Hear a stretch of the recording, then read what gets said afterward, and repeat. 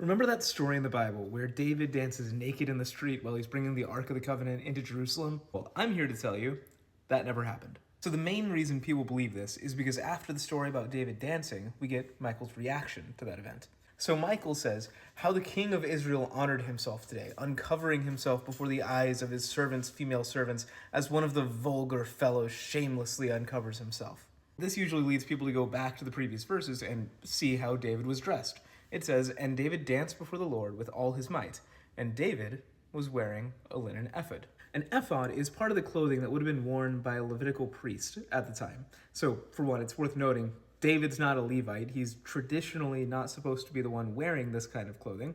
But this is the ephod. It's this little apron thing that the priest's wearing, and it's worn over a linen robe. As you can imagine, if someone were wearing just this little apron thing and nothing else, then they pretty much would be dancing naked in the street. Now, this is usually where the analysis ends, but the problem with that reading is if you go to the parallel passage in Chronicles, it says David was clothed with a robe of fine linen, in addition to that linen ephod. So it sounds to me like David's got pretty much the whole priest outfit on. I mean, he's got the ephod, he's got the robe. It doesn't specifically say he's got like the tunic or the pants on underneath or the breastplate, but presumably if he's got the ephod and the robe on, then the issue here is not that he is scantily clad. That begs the question though. Why does Michal describe David as shamelessly uncovering himself if he was fully dressed in priest attire? I think the reason is that wasn't the only priestly thing that David was doing. If you read the passage, he sacrificed an ox and a fattened animal every 6 steps that they were walking while they were carrying the ark into Jerusalem. On top of that, he offered burnt offerings and peace offerings, and he blessed the people in the name of the Lord. And then he distributed the food to the people, which is something that the priests would do after a sacrifice. If you know anything about Michal, you know she's the daughter of the previous king, King Saul. And King Saul lost the throne for unlawfully giving a sacrifice. Now, when Saul had offered that offering, Samuel, speaking on behalf of God as a prophet, had previously commanded him to wait for Samuel to offer that offering.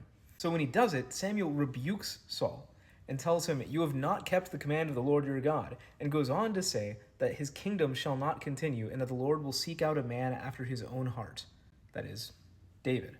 And so the reason David is even king in the first place is that the previous king, Saul, had unlawfully offered a sacrifice and done priest-like duties. And so Michal sees David dancing in the streets. He's got the Ark of the Covenant with him, which is the vessel with which the presence of God is currently present. David is dressed head to toe in priestly attire. He's not just doing one sacrifice. No, my man is doing a separate sacrifice every 6 steps. He's doing burnt offerings, he's doing peace offerings, he's distributing it to the people. He's basically doing the whole spectrum of priestly duty in front of the entire city and right next to God. And so my guess is when Michal says uncovering himself, she's not referring to a lack of clothing, she's referring to him not wearing his kingly attire. Because in the eyes of Michal, being a priest is beneath being a king. And that's what got her dad kicked out of the job. This reading makes David's response to Michal make a lot more sense.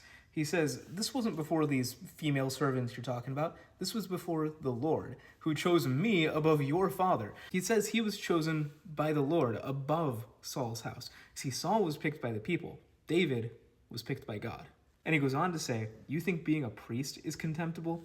I will make myself yet more contemptible than this, and I will be abased in your eyes. But by these female servants you're talking about, they're going to hold me in honor because they understand that worshiping God is a higher duty than being king. So does God punish David for acting like a priest when he's supposed to be king? No. The next chapter is when God makes the promise that David's descendants will forever be on the throne. This reading of David as a sort of priest king impacts the way that we should read Psalm 110 and that we should read Hebrews and that we should read Jesus' words when his disciples are accused of breaking the Sabbath by eating grain. But I'll cover all that in another video. God bless, and have a great day.